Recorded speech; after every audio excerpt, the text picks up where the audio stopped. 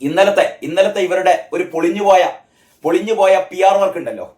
അതായത് നമ്മളെ കിൻറേഷ് കഴിഞ്ഞ പ്രാവശ്യം കിണറിലിറങ്ങി വെള്ളം കോരിക്കൊണ്ട് മാതൃക കാണിച്ച ഇനി മുതൽ ബക്കറ്റും കയറും ഒന്നും ഉപയോഗിച്ച് വെള്ളം മുക്കണ്ട, അല്ലെങ്കിൽ മോട്ടോർ വേണ്ട, അതിന് പകരം ഏറ്റവും നല്ല വഴി കമ്മ്യൂണിസ്റ്റ് വഴി എന്ന് പറയുന്നത് കിണറിന്റെ ഉള്ളിലേക്ക് ചാടി കയറിയിട്ട് അവിടുന്ന് വെള്ളം പൊക്കുക, വെള്ളം എടുക്കുക എന്നൊക്കെയാണെന്ന് കിൻറേഷ് കഴിഞ്ഞ തവണ നമുക്ക് കാണിച്ചു തന്നിരുന്നല്ലോ. അങ്ങനെ കിൻറേഷ് ആണ് ഇപ്പം CPM-ന്റെ പ്രചാരണ ദൗത്യം ഏറ്റെടുത്തിരിക്കുന്ന അതിന്റെ സാരഥി, അതിന്റെ കപ്പിത്താൻ. അപ്പൊ പ്രചാരണ കപ്പിത്താനാണ് കിൻറേഷ് എന്ന് പറയുന്ന ഊള മാധ്യമ പ്രവർത്തകൻ. ഞാൻ കഴിഞ്ഞ ദിവസം ഒരു വീഡിയോ ചെയ്തിരുന്നു. അതിന്റെ ബാക്കിയാണ് ഇന്നത്തെ ദേശാഭിമാനി പത്രത്തിൽ കൺമുന്നിൽ ആ ഇരുണ്ട കാലം PRD പരസ്യം സൂപ്പർ ഹിറ്റ്. അതായത് നമ്മൾ പൊട്ടിപ്പോയ ചില സിനിമകളൊക്കെ ഒരു 2 ദിവസം 3 ദിവസം ഒന്നും ആൾക്കാർ ഉണ്ടാവില്ല. അപ്പൊ ഇവിടെ എന്ത് ചെയ്യുന്ന പുതിയൊരു പോസ്റ്റർ ഇറക്കും, അല്ലെ വലിയ പോസ്റ്റർ, അതിൽ പറയും സൂപ്പർ ഹിറ്റ്. അപ്പൊ ആൾക്കാർ വിചാരിക്കും, ഇത് സൂപ്പർ ഹിറ്റ് ആണല്ലോ. അതായത് മൗത്ത് പബ്ലിസിറ്റിയിലൂടെ പൊട്ട സിനിമയാണെന്ന് കേട്ട് പോകാതിരുന്ന ആൾക്കാര് 4-5 ദിവസം കഴിയുമ്പോൾ കാണാൻ വലിയ പോസ്റ്റർ, ആ സിനിമ സൂപ്പർ ഹിറ്റ്. അപ്പൊ വിചാരിക്കും ഇതെന്താണ് സൂപ്പർ ഹിറ്റ്. അതേമാതിരി കഴിഞ്ഞ ദിവസം കിൻറേഷിന്റെ ഉപദേശാനുസരണം നമ്മളെ പൈസ എടുത്തിട്ട്, PRDയുടെ പൈസ എടുത്തിട്ട്, അതായത് പൊതു ഖജനാവിൽ നിന്ന് പൈസ എടുത്തിട്ട് വലിയ പ്രചാരണം. എന്താ പ്രചാരണം എന്നറിയോ? 10 വർഷം മുമ്പ് നിങ്ങൾ കേട്ടതാണല്ലോ, ഞാൻ കുറിച്ച് വിശദീകരിക്കുന്നില്ല. അതായത് 10 വർഷം മുമ്പ് കേരളം എങ്ങനെയൊക്കെയായിരുന്നു, ഇപ്പതാ പിണറായി തമ്പുരാൻ ഭരിച്ചപ്പോ കേരള എങ്ങനെയൊക്കെയായി. ഈ 10 വർഷത്തെ പിണറായി സർക്കാരിന്റെ ഭരണ നേട്ടം എന്ന് പറഞ്ഞാൽ പെട്ടെന്ന് നിങ്ങളുടെ ഒരു പരസ്യവും ഇല്ലാതെ തന്നെ എല്ലാ ജനങ്ങളുടെയും മനസ്സിൽ പെട്ടെന്ന് വരുന്ന ചിത്രം എന്താ? നിങ്ങളൊന്ന് ആലോചിച്ച് നോക്കിയാട്ടെ. പിണറായി വിജയൻ 10 വർഷത്തേക്ക് പോണ്ട, ഈ 5 വർഷം, അങ്ങനെ ഓരോ 5 വർഷം കൂടുമ്പോഴാണല്ലോ നമ്മൾ അടുത്തതിനെ തെരഞ്ഞെടുക്കുക. ഈ 5 വർഷം പിണറായി സർക്കാർ എന്ന് കേൾക്കുമ്പോൾ നമ്മുടെ മനസ്സിലേക്ക് വരുന്ന ആദ്യത്തെ ചിത്രം എന്തായിരിക്കും? കത്രിക, അല്ലേ? സർക്കാർ ആശുപത്രിയിൽ ചെന്നാൽ ശസ്ത്രക്രിയ നടത്തി കഴിഞ്ഞാൽ കത്രിക വയറ്റിനുള്ളിൽ വെച്ച് തുന്നിക്കൂട്ടി വിടുന്ന ആരോഗ്യ രംഗം, അതല്ലേ മനസ്സിൽ കത്രിക വരില്ലോ. ഉഷാ ജോസഫ് എന്ന് പറയുന്ന വീട്ടമ്മയുടെ വയറ്റിലെ കത്രികയല്ല, അതിനു മുമ്പ് ആരുടെ കത്രിക? ഹർഷീന എന്ന് പറയുന്ന കോഴിക്കോട്ടെ വീട്ടമ്മയുടെ വയറ്റിലെ കത്രിക.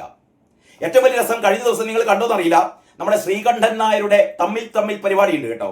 ആ തമ്മിൽ പരിപാടിയിൽ ചികിത്സാ രംഗത്തെ ഇത്തരത്തിലുള്ള പിഴവുകളെ കുറിച്ച്, ആരോഗ്യരംഗത്തിന്റെ കെടുകാര്യസ്ഥതകളെ കുറിച്ചാണ് ശ്രീകണ്ഠൻ നായർ ഈ ഷോ നടത്തുന്നത്. ആ ഷോയിൽ ആരൊക്കെ ഇരിക്കുന്നുണ്ട് അറിയോ? ഞാൻ ഇങ്ങനെ നോക്കിയപ്പം ഇടത് ഭാഗത്ത് നമ്മുടെ ഹർഷീന ഇരിക്കുന്നുണ്ട് കേട്ടോ. ഹർഷീന ഇരിക്കുന്നുണ്ട്. വേറെ ഈ ചികിത്സാ പിഴവ് മൂലം ജീവിതം നഷ്ടപ്പെട്ട, അല്ലെ, ജീവിതത്തിന്റെ ശോഭ മങ്ങിപ്പോയ, അല്ലെങ്കിൽ ജീവിതം വഴിയാധാരമായ മനുഷ്യരൊക്കെ ഒരു ഭാഗത്തുണ്ട്. അതിൽ നമ്മുടെ ഹർഷീന, നമ്മളെ കോഴിക്കോട്ടുകാരിയായതുകൊണ്ട് എനിക്ക് വളരെ പെട്ടെന്ന് മനസ്സിലാക്കാവുന്ന ഒരു എന്താ പറയാ, ഹതഭാഗ്യയായ വീട്ടമ്മ എന്നുള്ള രീതിയിൽ ഹർഷീന. അതിന്റെ കുറച്ചപ്പുറത്ത് മാറി ജെയ്ക് തോമസ് ഉണ്ട് കേട്ടോ. ജെയ്ക് സി തോമസ്, തോൽക്കാൻ മാത്രം വിധിക്കപ്പെട്ട ജയിക്കുന്നവൻ എന്ന പേരുള്ള ജെയ്ക് സി തോമസ് അങ്ങനെ പോലെ ഇരിക്കുന്നുണ്ട്. ന്യായീകരിക്കാൻ മൂപ്പര് ഏറ്റവും വലിയ ന്യായീകരണ തൊഴിലാളിയാണല്ലോ. ന്യായീകരണ തൊഴിലാളിയായി മൂപ്പരുണ്ട്. അപ്പോഴാണ് ഹർഷീനയുടെ കഥനകഥ തൊട്ടടുത്തിരിക്കുന്ന മറ്റൊരു ആള് വിവരിച്ചത്. അതായത് ഹർഷീനയുടെ വയറ്റിൽ കത്രിയൊക്കെ ഉണ്ടായി കഴിഞ്ഞിട്ട് ഏറ്റവും മിനിമം ഹർഷീനക്ക് ഒരു നഷ്ടപരിഹാരം കൊടുക്കട്ടെ, അല്ലെ? 5 വർഷം വേദന തിന്ന, കൊടും വേദന കൊണ്ട് 5 വർഷം പുളഞ്ഞ ആ വീട്ടമ്മയുടെ വയറ്റിൽ കത്രിയ, എന്താ പറയാ, നമ്മളെ മന്ത്രി ഉണ്ടല്ലേ, ഏത് മന്ത്രി? പെടലി മന്ത്രി. വീണ ജോർജിന്റെ ഇപ്പോഴത്തെ ഗതികേട് എന്താണെന്നറിയോ? ഇങ്ങനെയാ നടക്കുന്നത്, കഴുത്തിൽ ഇങ്ങനെ മറ്റേ ഇതിട്ടിട്ട് വീട്ടിലെത്തുമ്പോൾ അത് അയച്ചു വെക്കുന്നത്. കാരണം കഴുത്തിനെന്തോ മാരകമായി പരിക്കേറ്റെന്ന് പറഞ്ഞുപോയി. ഇനിയിപ്പോ ഈ കുണ്ടാവണ്ടി അഴിച്ചു വെക്കാൻ പറ്റൂല. അപ്പൊ പൊതുരംഗത്ത് ഇറങ്ങുമ്പോ ഒക്കെ 36 ഇങ്ങനെ ഇട്ടിട്ടാ നടക്കുക. വീട്ടിലാണ്ട് എത്തിക്കഴിഞ്ഞാലാണ് ഇത് അഴിച്ചു വിടുന്നത്. അതൊക്കെ എല്ലാവർക്കും അറിയുന്ന കാര്യമാണ്. വീണ ജോർജ് പണ്ട് ഈ ഹർഷീനയുടെ സമരപ്പന്തലിൽ പോയി കണ്ട് കെട്ടിപ്പിടിച്ച് പറഞ്ഞു ഞാനൊപ്പം ഉണ്ട്, അതും പറഞ്ഞ് പോയതാണ്. ഹർഷീനെ കാണാൻ വേണ്ടി വന്നൊന്നുമല്ല. അവിടെ കോഴിക്കോട് മെഡിക്കൽ കോളേജിലെ എന്തോ ഒരു കെട്ടിടം ഉദ്ഘാടനം ചെയ്യാൻ വേണ്ടി വന്നപ്പോഴാണ് റോഡരികിൽ സമരപ്പന്തലിൽ ഹർഷീന ഉണ്ട് എന്ന് മനസ്സിലാക്കുന്നത്. അപ്പൊ ഹർഷീനന്റെ അടുത്ത് പോയി ഹർഷീനെ കെട്ടിപ്പിടിച്ച് ഞാനൊപ്പം ഉണ്ട് എന്ന് പറഞ്ഞ് പോയി. ഒരൊപ്പവും ഉണ്ടായില്ല. 2 ലക്ഷം രൂപ നഷ്ടപരിഹാരമായി സർക്കാർ അനുവദിച്ചത്രേ. 2 ലക്ഷം രൂപ, മനസ്സിലാക്കണേ, 2 ലക്ഷം.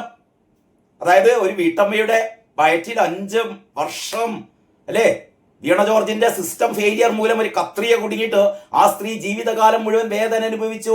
ലക്ഷക്കണക്കിന്, ഹർഷീന തന്നെ പറയുന്ന ഏതാണ്ട് 60-70 ലക്ഷം രൂപ ചെലവായി ഇക്കഴിഞ്ഞ 5 വർഷം ചികിത്സിച്ചിട്ട് മാറാ വേദന. ഇപ്പോഴും അതിന്റെ തുടർ ചികിത്സകൾ നടത്തിക്കൊണ്ടിരിക്കുകയാണ്. എന്നിട്ട് കൊടുത്തത് വീണ ജോർജ് പിച്ച 2 ലക്ഷം പിച്ച ചട്ടിയിലിട്ട് കൊടുത്തതാണ്.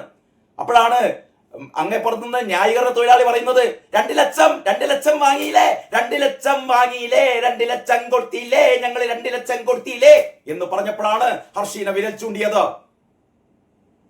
എടോ ഊളെ, മിണ്ടിപ്പോകരുത്, 2 ലക്ഷം ഹർഷീന വാങ്ങിയിട്ടില്ല കേട്ടോ.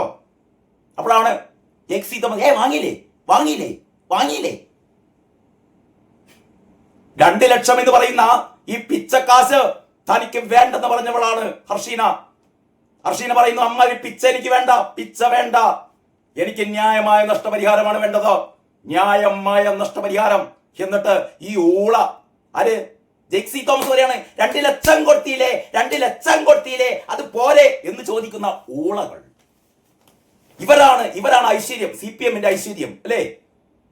ഞാൻ പറഞ്ഞുകൊണ്ട് വന്നത്, പിണറായി വിജയൻ സർക്കാരിന്റെ ഈ കഴിഞ്ഞ 5 വർഷം ആരോഗ്യരംഗത്തിന്റെ ചിത്രം നിങ്ങളുടെ മനസ്സിലേക്ക് വരുമ്പോൾ ഈ ചിത്രങ്ങളൊക്കെ മനസ്സിലേക്ക് വരും. പിന്നീട് വിനോദിനി എന്ന് പറയുന്ന 9 വയസ്സുകാരിയുടെ ചിത്രം, അതും നിങ്ങളുടെ മനസ്സിലേക്ക് വരും അല്ലേ. കാരണം 9 വയസ്സുകാരിയായ പെൺകുട്ടി നമ്മുടെ ഒക്കെ വീടുകളിൽ ഉണ്ടാവും, നിങ്ങളുടെ ഒക്കെ വീടുകളിൽ ഉണ്ടാവും ഒരു 9 വയസ്സുകാരി അല്ലേ. അല്ലെങ്കിൽ നിങ്ങളുടെ ബന്ധുക്കളുടെ വീട്ടിൽ ഉണ്ടാവും ഒരു 9 വയസ്സുകാരി, ഓമനയായ ഒരു പെൺകുട്ടി, 9 വയസ്സുള്ള, ജീവിതത്തെക്കുറിച്ച് എന്താ പറയാ, വർണ്ണങ്ങൾ ഇങ്ങനെ അല്ലെ, വർണ്ണശോഭയാർന്ന ജീവിതത്തെ സ്വപ്നം കാണുന്ന 9 വയസ്സുകാരി പെൺകുട്ടികൾ, നൃത്തം ചെയ്ത് തുള്ളിക്കളിച്ച് ആഹ്ലാദചിത്തരാവുന്ന 9 വയസ്സുകാരികൾ. അത്തരത്തിൽപ്പെട്ട ഒരു പെൺകുട്ടിയുടെ കൈ മുറിച്ച് കളഞ്ഞില്ലേ നിങ്ങൾ അല്ലേ. വലം കൈ മുറിച്ച് കളഞ്ഞില്ലേ വീണ ജോർജെ നിങ്ങളുടെ സിസ്റ്റം. ഇതാണ് നിങ്ങളുടെ ആരോഗ്യരംഗം. നിങ്ങളുടെ ആരോഗ്യരംഗത്ത് ഇവിടെ ഒരു ഉപകരണവും ഇല്ല എന്ന് പറഞ്ഞത് നിങ്ങളുടെ ജനപ്രിയ ഡോക്ടറായ ഹാരിസ് തിരക്കലല്ലേ. എന്നിട്ട് നിങ്ങളെന്താ ചെയ്തത്? ആ ഡോക്ടറെ കള്ളനാക്കിയല്ലേ.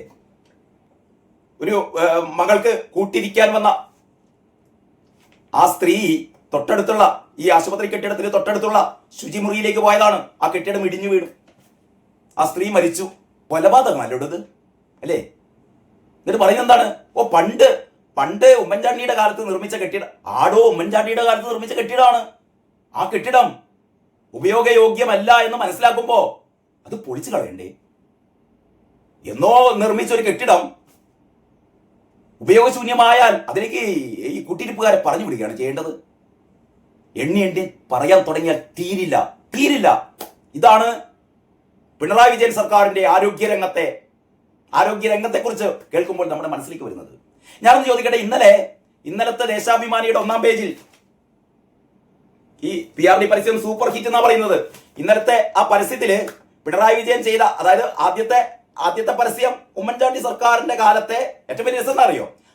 ഉമ്മൻചാണ്ടി സർക്കാരിന്റെ കാലത്തെ കെടുകാര്യസ്ഥതകൾ അല്ലെങ്കിൽ ഉമ്മൻചാണ്ടിയുടെ കാര്യത്തെ നെഗറ്റീവ് കാര്യങ്ങളാണ് ഒരു പേജില്. മറ്റേ പേജില് പിണറായി സർക്കാരിന്റെ കാലത്തെ പോസിറ്റീവ് കാര്യങ്ങൾ. നെഗറ്റീവ് കാര്യങ്ങൾ പറയുമ്പോൾ ഇവിടെ നെഗറ്റീവ് കാര്യം പറയണ്ടേ? അന്ന് എന്താണ് പറയേണ്ടത്? മറ്റേ പവർ കട്ട് ആയിരുന്നു എന്ന് നിങ്ങൾ പറയുന്നു അല്ലെ. അതാ മെയിൻ സ്റ്റോറി. അന്ന് പവർ കട്ട് ആയിരുന്നു. അന്നത്തെ ഏറ്റവും നെഗറ്റീവ് കാര്യമായിരുന്നു അന്നത്തെ പവർ കട്ട്. ശരി, നിങ്ങൾ പറയും പോലെ ഞാൻ വിശ്വസിച്ചു. അന്ന് പവർ കട്ട് 2022 പവർ കട്ട് ഉണ്ടായിരുന്നേ. പിണറായി വിജയന്റെ ഈ മന്ത്രിസഭയിൽ അല്ലേ 2022 പവർ കട്ട് ഉണ്ടായിരുന്നടോ. ജനങ്ങൾക്ക് അത്ര വലിയ ഓർമ്മക്കുറവൊന്നുമില്ല. പവർ കട്ട് ഉണ്ടായിരുന്നു. കഴിഞ്ഞ ദിവസത്തെ മനോരമ ചർച്ചയിൽ അയ്യപ്പദാസ് നമ്മുടെ അരുൺകുമാറിന്റെ വായടപ്പിച്ചു. അരുൺകുമാറിനോട് പറഞ്ഞു, അരുൺകുമാറെ 2022 പവർ കട്ട് ഉണ്ടായിരുന്നു, ഓർമ്മണ്ടോ എന്ന് ചോദിച്ചപ്പോഴാണ് അനിൽകുമാർ പറഞ്ഞത്. അവന് ഉളുപ്പില്ലാത്തത് കൊണ്ട് അതൊക്കെ കേട്ടിരിക്കും. അപ്പോ ഒരു ഉമ്മൻചാണ്ടി സർക്കാരിന്റെ കാലത്തുള്ള എന്താ പറയാ അപാകതകളൊക്കെ ഒരു പേജിൽ, പിണറായി സർക്കാരിന്റെ കാലത്തെ നല്ല കാര്യങ്ങളൊക്കെ ഒരു പേജിൽ. നല്ല കാര്യമില്ല, കുറച്ചേ ഉള്ളൂ.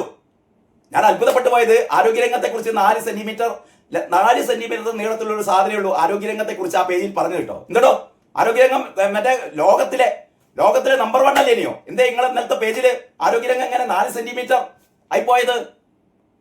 പറയാൻ പറ്റില്ല. അത് തന്നെ അല്ലേ. ഞാൻ ജസ്റ്റ് അതിന്റെ ഒരു ഇന്നലത്തെ കഥ ഒന്ന് ഓർമ്മിപ്പിച്ചെന്ന് മാത്രമേ ഉള്ളൂ. ഇന്നത്തെ ദേശാഭിമാനിയില് PRD പരസ്യം സൂപ്പർ ഹിറ്റ് ആണത്രേ.